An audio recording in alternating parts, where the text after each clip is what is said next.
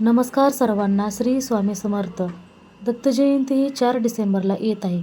आपल्याकडून कोणतीच सेवा घडली नाही तर काय करायचं हा साधा सोपा उपाय मी तुम्हाला सांगणार आहे.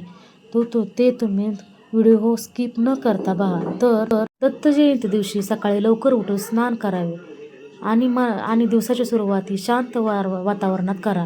मन शांत ठेवून सात्विक वातावरणात दिवसाची सुरुवात करा. नंतर देवघर स्वच्छ करा. देवघरात दत्तात्रेयांची मूर्ती असल्यास किंवा फोटो असल्यास त्याला फुलाने सजवा. नंतर अतिशय साधी आणि सोपी मी दत्तात्रेयांची पूजा कशी करायची ते तुम्हाला सांगते. अतिशय साधी व दिवा लावा, अगरबत्ती घ्या, धूप घ्या, फुले घ्या आणि दत्तात्रेयांची मूर्तीची पूजा करा आणि नंतर नैवेद्य दाखवा आणि दत्तात्रेयांना साष्टांग नमस्कार करा. जे तुमच्या मनात इच्छा आहे ते दत्तात्रेयांना बोलून दाखवा आणि नंतर दत्त जप करा. दत्त जप अतिशय सोपा असा दत्तांचा मंत्र मी तुम्हाला सांगणार आहे. तो तुम्ही मनापासून करा. तुम्हाला फळ बघा नक्की भेटेल. दत्त मंत्र मी तुम्हाला सांगते. दत्त मंत्र हा तुम्ही मनापासून म्हणा. मनापासून 108 वेळा दत्त मंत्र हा म्हणा. चला तर मग मी सांगते तुम्हाला कोणता मंत्र आहे तो. ओम श्री गुरुदत्ताय नमः. ओम श्री गुरुदत्ताय नमः. हा मंत्र तुम्ही 108 वेळा म्हणा. बघा तुम्हाला दत्त जयंती दिवशी नक्कीच तुमच्या मनातील सगळ्या इच्छा पूर्ण होईल. तुम्हाला जर शक्य असेल तर तुम्ही उपवासही देखील करू शकता. उपवास केल्यानंतर उपवासामध्ये तुम्ही फळाहार घेऊ शकता, दूध घेऊ शकता. गुरु व वडीलधाऱ्यांचा आशीर्वाद नक्की घ्या. त्यांच्या पायांना नमस्कार करा. दान किंवा सेवा अवश्य करा. दत्त जयंती दिवशी दान किंवा सेवा हा अवश्य करा. त्याचेसुद्धा फळ तुम्हाला खूप भेटते. त्याचेसुद्धा तुम्हाला पुण्य खूप लाभते. दान यामध्ये कपड्याचे दान करा, अन्नदान करा. तुम्ही त्याच्यामध्ये काहीही करू शकता. कोणतीही चांगली सेवा करा.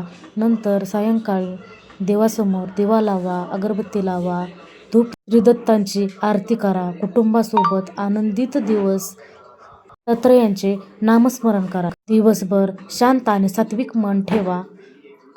वाईट विचार, राग, भांडण टाळून दिवस शांततेत घालवा.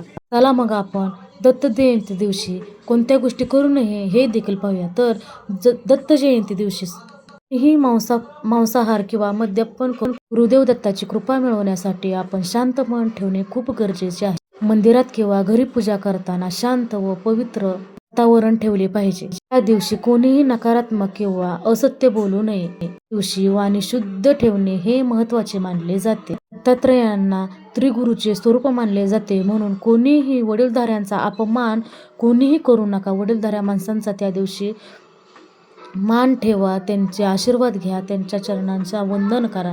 पूजा अर्चा कोणीही अर्धवट सोडू नका. अर्धवट किंवा घाईगडबडीत पूजा अर्चा करू नका.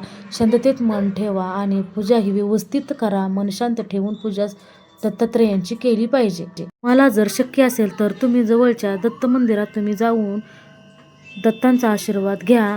तुम्हाला फळ नक्की मिळेल. मंदिरात मोबाईल तिथं असल्यावर अजिबात वापरू नका. जयंती हा दिवस खूप पवित्र मानला जातो. या दिवशी चुकूनही कोणाची निंदा करू नका. परंपरेपासून चालत आलेला हा एक सण आहे. तो आपण सर्वांनी आनंदात साजरा करायला पाहिजे. दत्त मंत्राचं पठण अवश्य करा. ओम श्री गुरुदत्ताय नमः. ओम श्री गुरुदत्ताय नमः. ओम श्री गुरुदत्ताय नमः. ओम श्री गुरुदत्ताय नमः.